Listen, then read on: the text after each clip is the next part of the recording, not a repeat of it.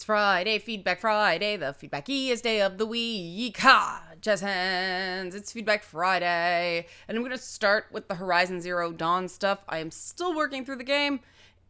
This week became kind of special, and I didn't get as much game time in as I expected. However, people did ask questions that I can answer. I want to start with the simple stuff. Somebody asked me about aiming with a bow and arrow on a gamepad because it's a console exclusive game.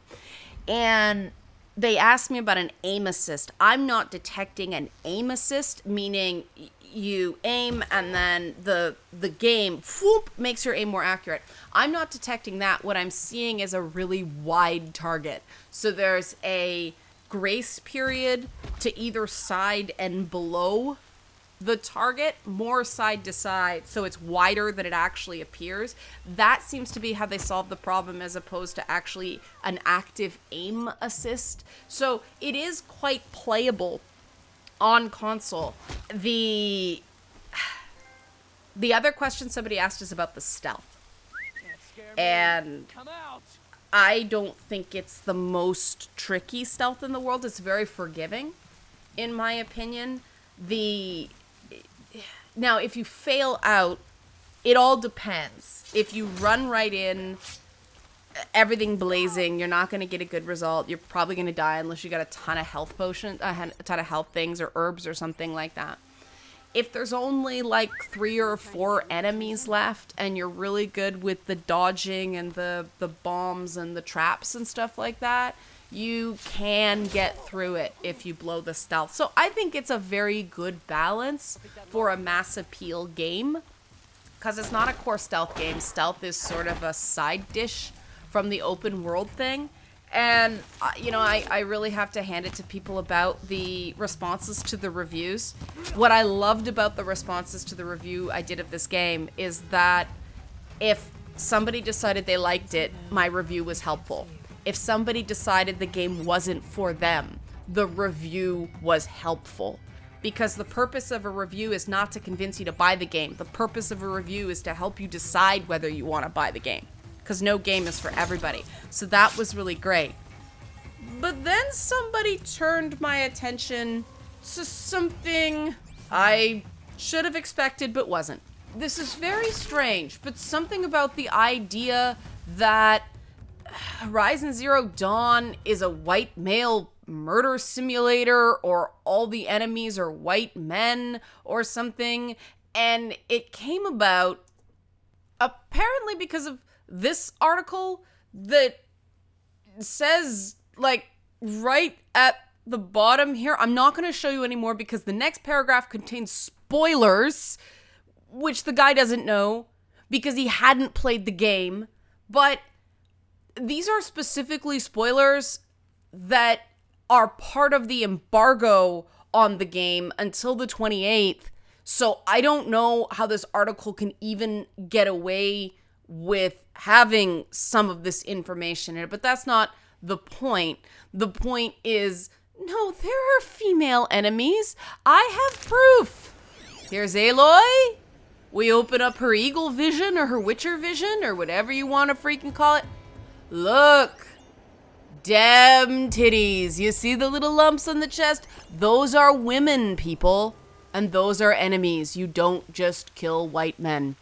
Here's combat where you can hear that it's a woman. Listen, listen. Yes, that is the sound of a woman dying. Killed by another woman. There you go.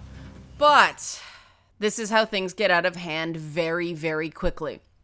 And so I was quite pleasantly surprised by the response to the videos later in the week, the ones about Milo Yiannopoulos.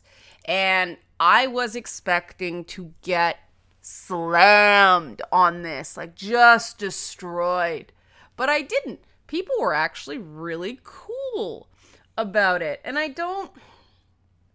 there are going to be a lot of different views on this. It's a case study, right? For a bunch of things. We need to be able to allow multiple opinions on this one to exist at the same time and not really determine who's right because it is such a touchy thing. It's about kids getting abused. I got a few messages privately from people whose own lives, their own families were touched by child abuse, and it gets raw. It's a very tender subject, and that's why it's important to make a distinction between freedom of speech and freedom from consequences of speech. And this is the nuance of the situation with Milo Pants, that people want it to be one or the other. Either he's a victim or a victimizer. The reality is he's both. And I caught some flack from people on my fire in a crowded theater reference. I forgot how literal the internet gets sometimes. I was trying to reference advocating imminent harm by using the colloquialism, and people got all weird about it. I don't quite get that. And I phrased it as a question. I know I give people too much credit for this stuff. I know I do. But I have some pretty smart people watching this channel. And so I'm glad that most people appreciated the nuance brought to the situation, and the nitpickers and the haters were in the minority. And I know that there are a lot of people very gleeful. I don't think that's a wrong reaction. And I'm trying to figure out how to say this properly. You can be happy that if you believe that someone doesn't, someone has crossed the line and someone has actually caused harm to other people, and you feel like a certain amount of justice has been done, that's okay to feel. What I'm asking people to do is take a moment, have that emotional response, and step beyond that emotional response. And this is another situation where people want to blame the system and blame the individual at the same time. And, the point I was trying to make with the Bill Maher stuff I was talking about was that Milo didn't book himself on that show.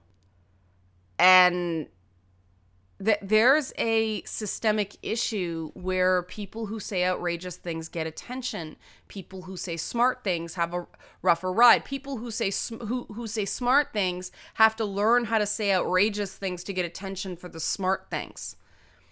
And this does not lead to good information sources.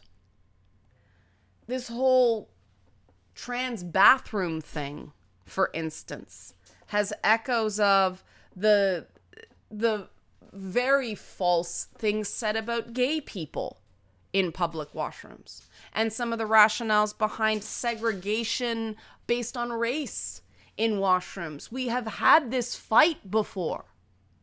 And because we've had this fight before, I don't see the need to do it again. And yet we have Bill Maher doubling down in the New York Times, claiming that his female friends are afraid of trans people in the bathroom. Well, that's convenient, Bill Maher, because you didn't have a single actual woman on the panel allowed to say that for herself.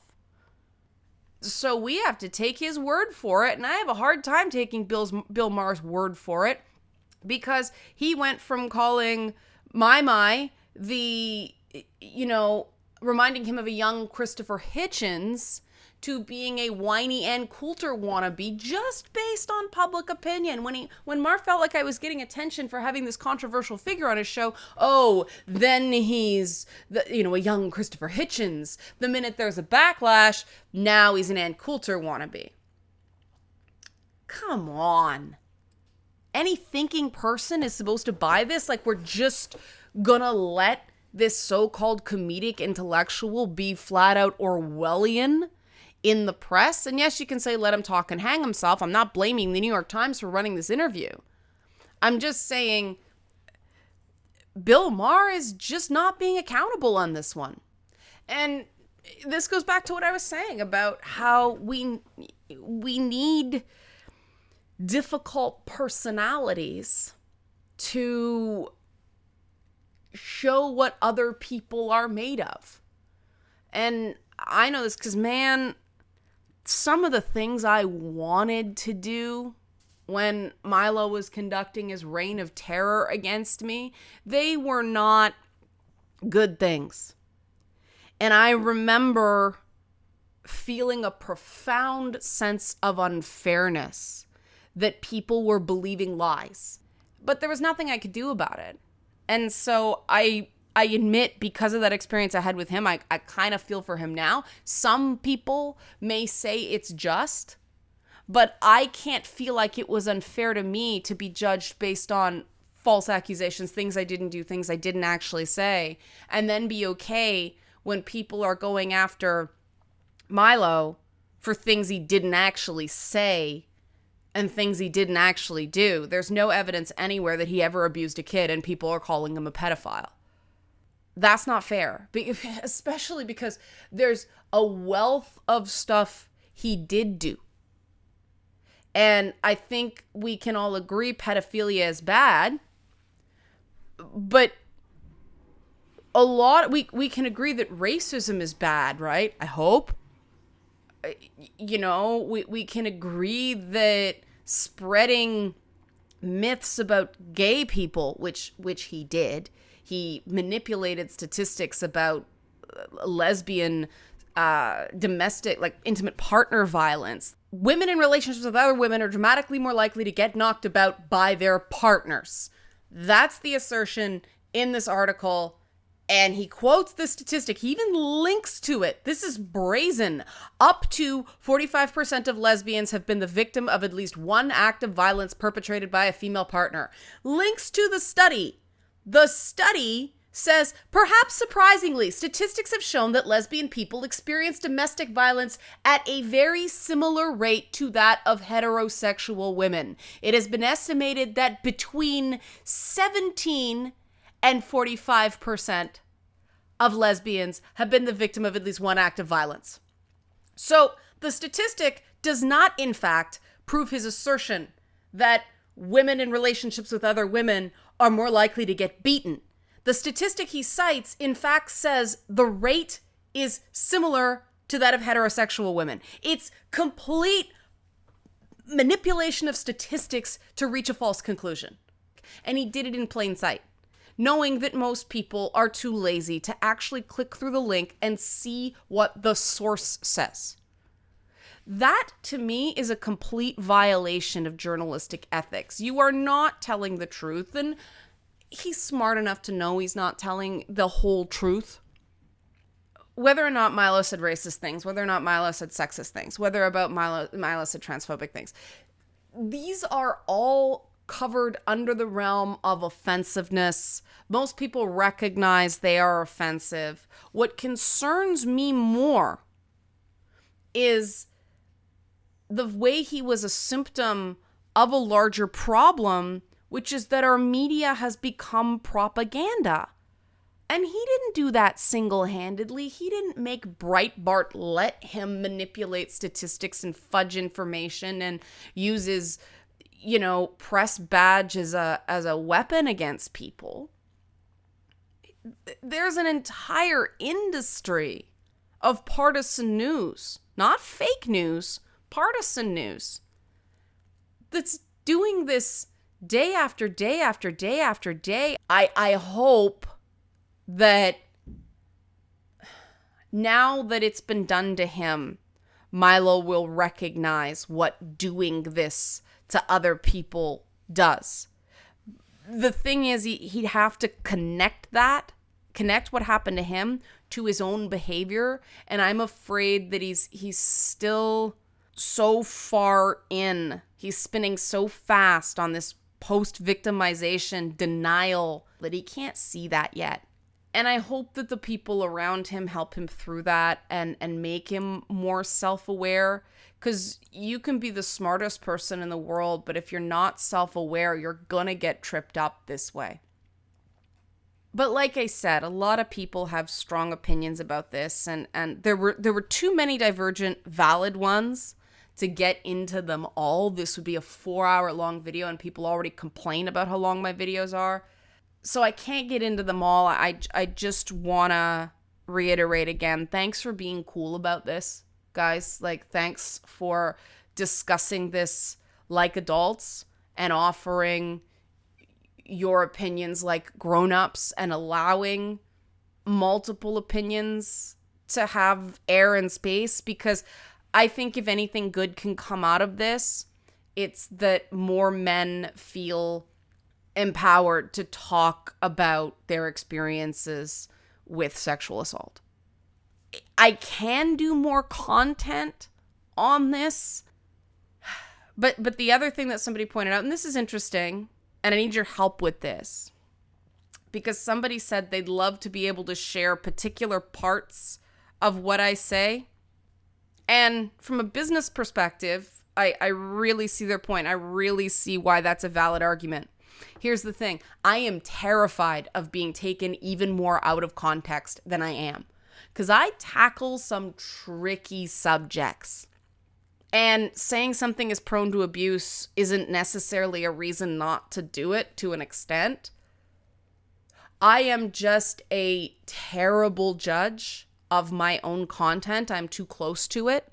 I don't know what is going to connect with people in that regard. And so I think we need some sort of system where people can actually request, this video is really cool. Can you isolate that so I can share it?